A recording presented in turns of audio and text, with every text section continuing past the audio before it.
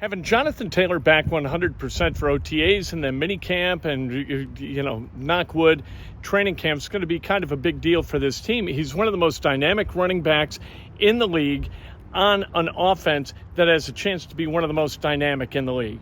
And Jonathan Taylor, a huge part of that. And we got a chance to talk to him and hear from him about what it's like to be back for an entire offseason. I feel great. I do think though, just having, anytime you got a full season of work, you get into a groove, you get into a routine, and you set a plan. You don't not only set a plan for the off season, but you set a plan for the season. You're like, okay, game day, this is what I'm gonna do. I kind of like this setup of warm up and stretching. So you kind of really get to sit down and plan. And of course, things will change as the season goes on. Maybe you need to change what you do, come a little earlier, or maybe you're like, I need a little more time in the tub. But you really just get the plan and visualize what you think will be the best course of action to make sure you're prepared every single day to go out there and put your best foot forward. Because of that, you didn't have that plan last year for a lot of reasons. How did that set you back coming back and what you played week 5? Were you as ready as you could be but not really ready? And that's always tough too, because now you're trying to prepare after every game. And when you're coming in fresh, then it's just a matter of maintaining rather than getting back, maintaining, putting yourself back together every single week. So it's tough. It's a violent game. And of course, like I said, things will change. I'm sure you'll fight through. It'll be something you got to fight through, or it'll be something that you have to manage. But as long as you come in prepared and as ready as possible, you set yourself up for success. Like I said, it's a violent game, so anything can happen. But we've talked to you too, again, so much is expected of you in AR. You practiced 2 or 3 times last year and 2 plays. What do you anticipate this year with the practice and the preparation? You'll just have a lot more continuity. Repetition, anytime you're doing something new, you do repetition. You first became a journalist, as you got more stories out, you started going, you got better and better as time went on. And look at them now. Look at them now, certified. You guys, your skill positions look a lot different right now than they did a year ago. You weren't in the lineup for a long time. And then obviously AR got hurt with AD now. What can this group be, do you think? I think it's a young, dynamic group. It's a young, dynamic group. We had a little shift from when I first got here. We had a lot of vets, which was, for me, I enjoyed because I was able to learn. Guys like me, Pitt, Julian Black, we were able to learn. So now we do have a young, dynamic group.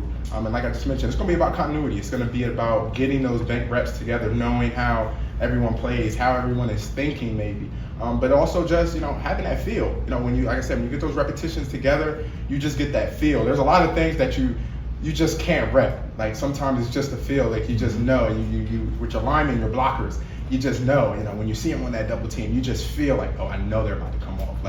So just being able to have that feel with the guys, I think will be big for us. But then at the end of the day, you just got to put it together on Sundays. That's what's going to matter.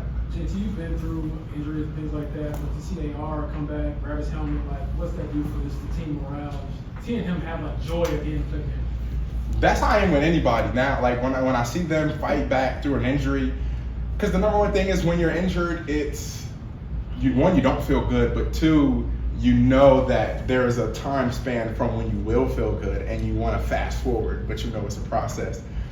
So I just feel really good when I see someone finally get back to themselves, because it just makes me feel good. I just light up because I'm like, man, I'm glad you're feeling well. I'm glad you're feeling well, because then I know you're in the right mental space to be able to go out there, put your right foot forward, and just give it all you got. It's definitely a process when you're trying to claw back.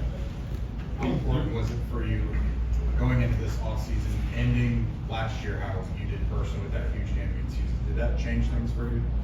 Not for the offseason. No, the offseason always has been about the work. But it was a great feeling. Really, it wasn't even a great feeling to end off the season like that, because how we ended it off. But looking back after a few weeks, I was definitely happy to finally kind of be able to get into a groove a little bit, at least for one game. But I will say though, it was definitely encouraging knowing okay, now let's just build from here. Let me just build this plan based on how I'm feeling, what needs to be done to, 1, get back to base level, and then be able to grow from there, as a player, physically, mentally. I think that is kind of how I took, the end of last season. How are you leading that running back room behind you, the guys, and Jameson are all battling out to be your number 2? So like, what's been your role in helping them to go?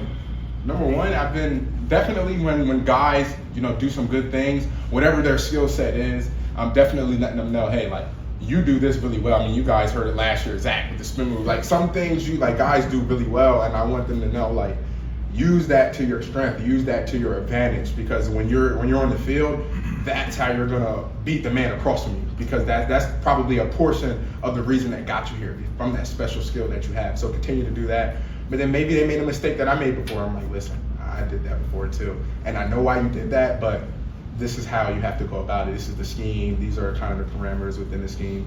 So just trying to help out any way that I can. And some of the guys, they've been around, like Trey, he's been around with a few teams. So I've been asking him some questions too, like, when you guys were over here in this system, how did you guys run it? So I'm always learning. It never stops. I'm always learning as well. JT, your offensive line had some up and downs a couple of years ago, and then last year it kind of really came together. What's next for them, and how does that benefit you the way they played last year? It's tremendous. Like I said, the continuity with the offensive line, like, the blocking scheme, what's supposed to happen, but then it's that feel. It's that feel when you see how the backer is playing, and you just know, like, I know he's gonna hook this guy. Like, I just feel, I know he's gonna, just how the angle and just how Q plays, like, you have that feel and Also, we have another Badger in the building, so I'm excited about that. Looking forward to helping him and mentoring him a little bit as well, making sure that the guys on the offensive line help him out. But I just do think that feel is going to be really well, because when you have a great run, a hard run, it pumps those guys up as well. Because they created the hole, they moved guys off of the line. So when you encourage them and they're feeling well, you're feeling great, it's going to be hard to stop us. It's going to be hard to stop us. JT, you talked about how critical the reps are, but when you're, timeline task is pretty limited when you're out there on the field. You're trying to maximize it, but what are the other things that you can do with your quarterback when you have this period of time, even not necessarily when you're on the practice field, to continue to cultivate that dynamic? Number one, I would say, is you got to put some work in on your own. And it's actually, sometimes it's not even physical. Sometimes it's just watching the film and then maybe shooting them a text or seeing them in the hallway like, hey, listen, on this play that we just ran, in team period, when we ran this, what were you thinking? So sometimes you just get that communication, but then now you have to bank that rep, be ready for the next time you get that rep on the field, and then be able to execute it. Now, it may not happen exactly like that again, but you've banked that mental rep. I think that's a big thing that being a vet now and seeing some of the guys over the years is, sometimes it's not you get a coaching point and then you immediately see it again the next time you're on the field. It may be 5 practices from now, but you'll get it right then, and the coaches are like, man, great job, way to see it. But in your mind, I had that communication already with him. So I was waiting on this moment. I was waiting on it. That's why a lot of times it's opportunity is when you have that preparation as well. That's when you have success. Is when that opportunity comes, but you've been prepared for that moment. Jonathan, last year you kind of talked about being that safety net for Anthony, and obviously you didn't really get much of a chance to do that. Like, how do you still understand the importance of your role as the running back in kind of helping Anthony out as he does see things for the first time as a young quarterback in this league? I think number one is letting him, at the end of the day, especially in the gun, it's just us two back there. So just letting him know, hey, at the end of the day, I have your back. You have the offensive line, you have the guys up front, you got the guys on the perimeter with certain checks and helping you out, but it's us back there, and I have your back 100%. If you see something downfield, like, you want your quarterback to know you have time. Like, at the end of the day, you have time. Whatever you're seeing, whatever you want to do, I'm there with you. And because a lot of being a running back too, a lot of other positions don't have that pre-snap communication with the quarterback. Like, you can be with the quarterback talking like, oh, do you see here? Like, hey, listen, this might be a check here. Like, you just get those little special moments, and that just comes with the position. So just being able to have him know, listen, I'm gonna help you out. Quarterbacks help running backs out sometimes too. You never know. And like I said, it doesn't matter how long a player's been here. At least for me, I always try to learn. So it doesn't matter if you're a first year starting guy or you've been here for 5 years. I'm gonna ask you questions as well. So I always just like to have my quarterbacks feel comfortable and just know that I have your back. From an offensive Last perspective, question. what's it like to see Liatu from the other side? Quick, very quick, twitchy, For me, and it was hard too because they don't really stream a lot of UCLA games. So you know, when I saw the pick, I'm like, okay, let me go and watch. Like, let me go and watch. I don't really watch UCLA. I don't really watch them. I'm like, okay. I said, okay, I see why. But now, you know, just full speed. And then, oh my gosh, the guys that we have up front, like being able to learn from them. And when you add that skill set, like I said, everyone has something special.